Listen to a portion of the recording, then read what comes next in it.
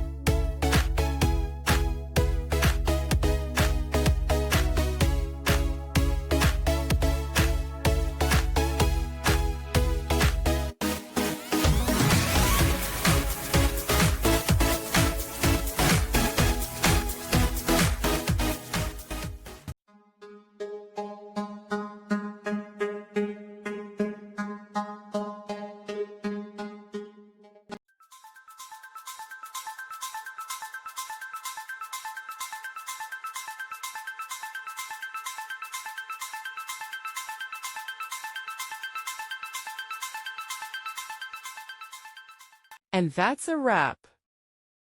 I hope you found the answer you were looking for. If you did, take a second to hit that subscribe button. It really helps out. And let me know in the comments which solution worked best for you. See you next time in the debug zone.